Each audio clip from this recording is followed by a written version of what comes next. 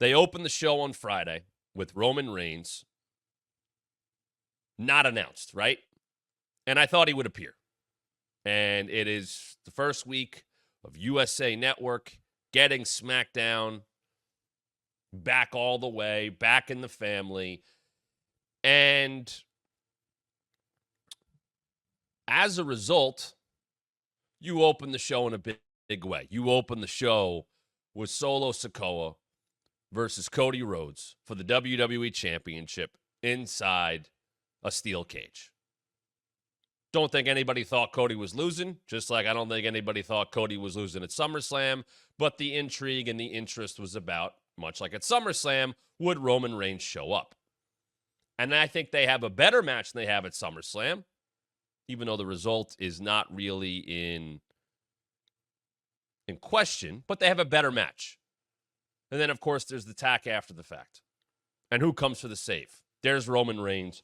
Roman is back. Now, what I thought was interesting is you bring Roman back at the beginning of the show, in the first couple of segments of the show, and you do so in a commercial-free first half hour of the show, obviously blocking it off for the steel cage match, but you leave people with the stuff with Nick Aldis going, oh, wait, we're not done with Cody and Roman yet. We're not done yet. So now you've given people a hook to start the show and to stay tuned in. And I think that is very important in the current landscape of SmackDown. Because right now, and I don't know if it's a good problem to have or not, I guess it is. It feels like SmackDown only has buzz because of the top of the card. Because of Cody and Solo. Because of Cody and Roman. And the bloodline stuff is, connected to that. But it doesn't feel like there is a ton of buzz about the rest of SmackDown. By putting the tag titles on the bloodline, they kind of wiped away the rest of the tag division. And then what did they do? They had the tag champs get wiped out by Roman and Cody. Not once, but twice. I think Nia Jax is doing a very good job as the women's champion. But I don't think there is a lot of buzz for much else on SmackDown. Someone just mentioned LA Knight. Still very over. Don't think a lot of people are talking about him. It's very much, well, there's LA Knight, cheer, end of talking about LA Knight. Right now, it is being carried by the top of the card. And I mentioned this a little bit last week. There are times at the Attitude Era where it is being carried by the top of the card for a lot of it. You could have a lot of crap underneath. As long as Stone Cold's all over the show doing Stone Cold things, that's all people really cared about, and that's what they booked towards. And I think that did quite well. The key is, though, is to keep your biggest draws involved throughout the show. You want people popping back up. You want your main stars to be sprinkled throughout the show. You want people to have a reason. Cody going back to, oh, I'm done with them. Forget them. I'm done with the bloodline. All right, but you still see Cody. We got to hear from Roman for the very first time. Not exactly the promo I thought. Kind of more the same beats that you would expect from Roman Reigns. Just, I'm the man. This is my show. I'm still the tribal chief. I'm the original. Pretty basic stuff. My show, my company. Okay, well, Cody's not going to like to hear that. So we get that back and forth with Cody and Roman. Now, that alone, let's be straight up here. The idea of Cody and Roman sharing a ring in any way, shape, or form is a big deal. It's always been a big deal.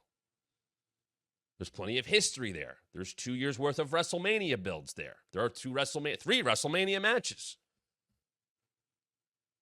When Roman showed up at SummerSlam, the buzz of that, of course it's a big deal.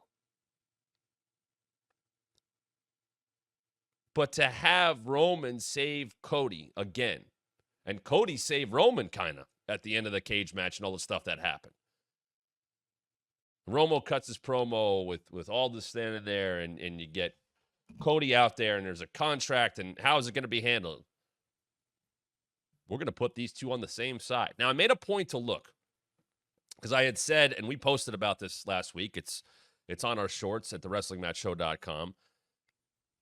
They don't have to give you too much. Okay? They don't have to give you too much when the tickets are sold. They're about 300, according to WrestleTix, they're about 373 tickets away from selling out Bad Blood. They'll do that. They'll probably do that by Friday, if not sooner. You have now put Roman and Cody on the card. Cody was expected, Roman maybe not. But you've now put your biggest two stars on the same side. Give me the contract. Cody, as we're showing a picture here for those watching on video, Roman has already signed it. We have the poll on our community page. We asked you guys about this. What was the best part of SmackDown on Friday? 63% of you said Cody and Roman signed for Bad Blood. The end of the show. 21% of you said the Cody and Solo cage match was the best part of the show. 84% of you basically said that the top of the card was the best part of the show. Orton and Owens got 4%. Andrade and Carmelo, part 5, got 12%. So the focus is where you'd expect it to be. The focus of the fans is where I would expect it to be.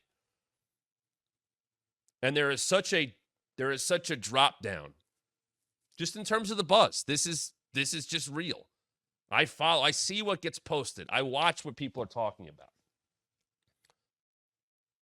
It's Cody and Roman and everybody else, which is okay sometimes, but it does feel like there's quite a gap there. So you need to have Cody and or Roman sprinkled throughout the show, teased for later on in the show. You need it right now. It doesn't feel like there's a lot of buzz about the rest of SmackDown, but there's a ton of buzz about the biggest part of SmackDown, and that's enough for right now. I will fully admit that is enough for right now. I'm sure USA Network is thrilled to have Cody Rhodes and Roman Reigns on their show, what will be their show. How they maybe adjust those rosters when we get closer to January, we will see. Talked about free agency last week, how I think that would be something WWE could push into a little bit more within their own company. Oh, their Raw contract is coming up. Their SmackDown contract is coming up. Their NXT contract is coming up. You have GMs running all those shows. You have Adam Pearce. You have Nick Aldis. You have Ava.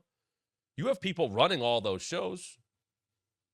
They have to deal with contracts. They have to deal with talent. They have to have their own talent relations department, whatever. Hey, this is Matt Camp. Thanks for checking out one of our recent clips from the Wrestling Mat. Why is someone so close to The Rock kind of throwing Cody under the bus? Yeah, a lot of people won't engage with Jim Cornette. I did, just because I have a mark for Jim Cornette. Please subscribe right now. Hit the like and turn on notifications so you don't miss a thing. And I think you should listen to your TV partners. Let me tell you about WWE and a little insight. More subscribers means more content. And make sure you follow us on social media at WrestlingMat23 on both Twitter and Instagram.